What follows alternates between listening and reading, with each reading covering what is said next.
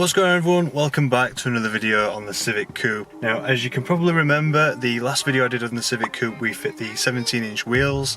Look brilliant on the car, in my opinion. They just really suit the sort of look I want to go for this particular build. But as much as I'm enjoying the build, there are quite a few things, and this is the 5 things I hate about the EM1 Civic Coupe. So this is the 2000 EM1 Civic Coupe, complete with a B16 A2 engine, producing 160 horsepower, 0 pounds-feet of torque, revving over 8,000 RPM. And at the time, this was a brilliant little sports car. You know, it had a 0 to 60 time that wasn't spiff round at, dual wishbone suspension all round, you know, and a really high revving, naturally aspirated 1.6 engine, which 160 horsepower from a 1.6 naturally aspirated still isn't anything to be sniffed at. You know, 100 horsepower per litre is pretty much a well-made engine, you know, a very efficient engine as far as power to capacity is concerned. But I do want to touch on quite a few things that I don't like about this particular car, and they are things, to be honest, that I've pretty much changed already. I've changed quite a lot of these things, and for good reason.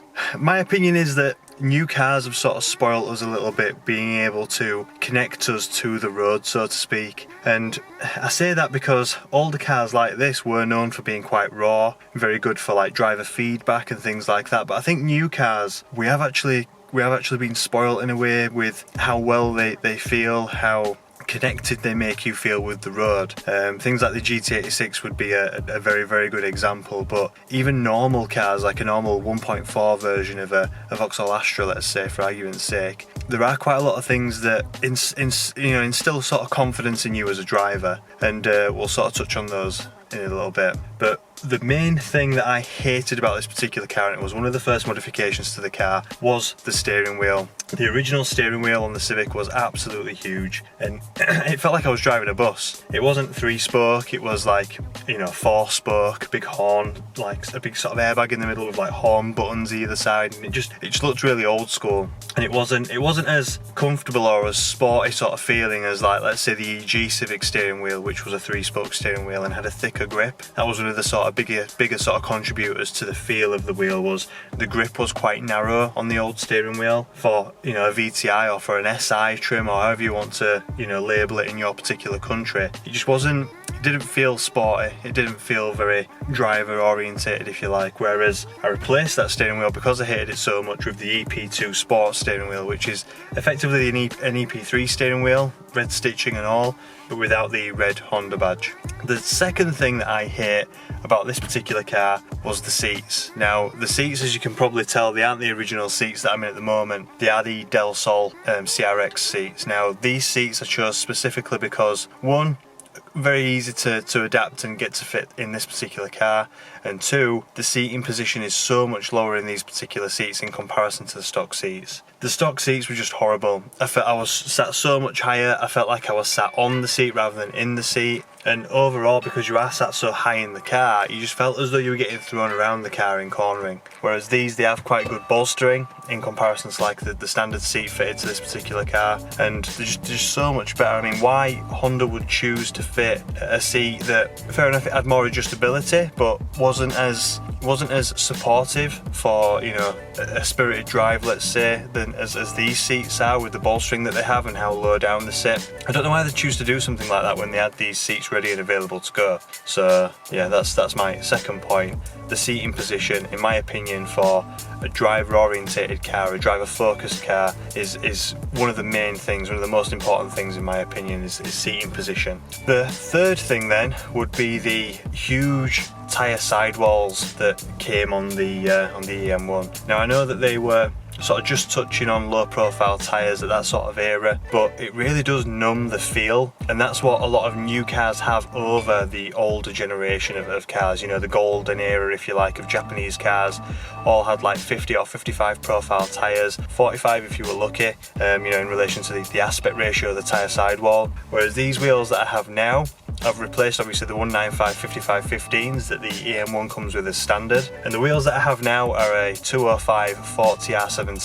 so very skinny, but what you get with that is a lot of feedback through the steering. You get a lot more confidence as well from the car, knowing that you can feel more through the steering wheel. And the previous wheels and tyres that were on it, you could literally feel the tyre sort of rolling under the wheel as you were going into a corner, so really sort of sketchy. It also made the suspension softer because you've got a lot more give in the tyres themselves, and it doesn't make the suspension work as hard. So it's good for suspension longevity, I've no doubt, but probably not as good for feedback and you know, steering feedback, steering like input, if you like, for you as a driver. So that's got to be number 3, has got to be the tyres that were fit to the original wheels, specifically the wheel and tyre size as a combination, and how that big chunky sidewall really numbs the feeling of the steering and how the car sort of handles. Number 4 then, so number 4 would have to be the soft wallowy suspension. Again, modern cars, they have not stiff suspension, but the anti-roll bars, I feel, have been, and possibly the suspension geometry as well, has been built in such a way where the car doesn't wallow from side to side when you change in direction quite quickly. Whereas older cars, you know, even cars like this that were seen to be sports cars as such in the 90s and early 2000s, this does still have quite a lot of wallow. Not half as much since I've replaced the wheels, but that is going to be something that I change in the very near future. I've not changed just yet, but I have the parts ready and waiting in the house, and I've bought some IBAC Pro springs, so just the lowering springs, they lower the car by around 35mm, but they also increase the spring rate slightly. To stop the car from wallowing, you've reduced the centre of gravity by 35mm, and you've also upped the spring rate. And that is something that I think more modern cars have got out of the packet, if you like, straight out of the factory. They've got not stiffer springs as such, but possibly stiffer anti-roll bars. Perhaps the suspension geometry sort of helps with direct bumps, if you like, on the axle, rather than you know, from side to side of the axle being compressed and extended on the other side, i.e. body roll.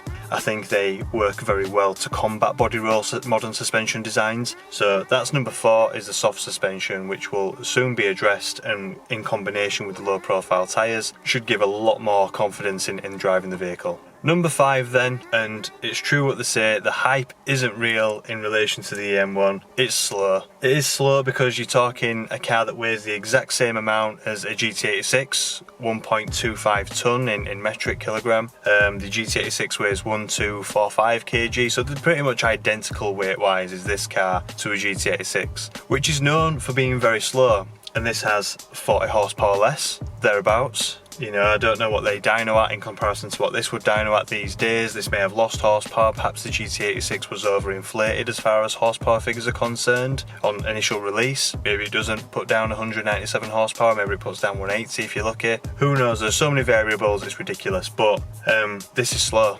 It's as simple as that, that's the bottom line. This is as slow as you can imagine a 160 horsepower car to be these days. Especially when you look at more modern cars. Again, I think we've been spoiled in that a lot of modern sports cars, they pretty much have 200 horsepower as standard now, or if they have less horsepower, like things like the MX-5, they've really honed in now, I think, on lightweight.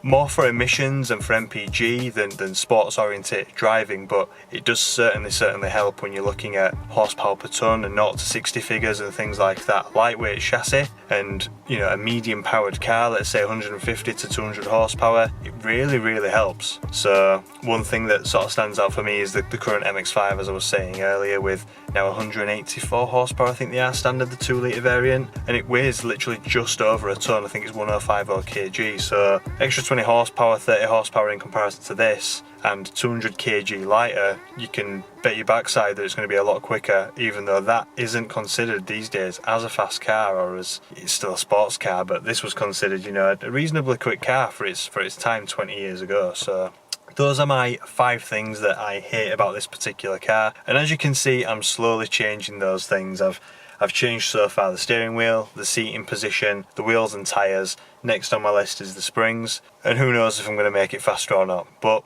you'll have to stay tuned. You'll have to catch the next episode on the EM1 budget build, and that concludes today's video, so I'll catch you in the next one. Bye for now.